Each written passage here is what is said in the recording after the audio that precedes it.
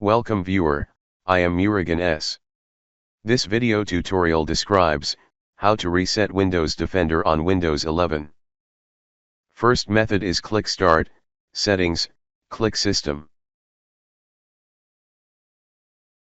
System Components, Windows Security.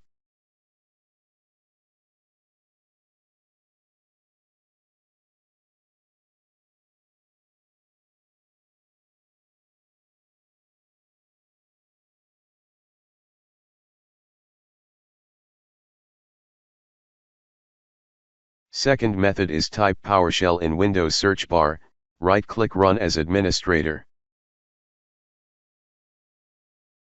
Copy command from description and paste it.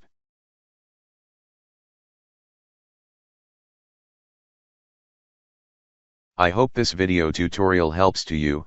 Please like, share and don't forget to subscribe my channel. Thank you very much. See you next video.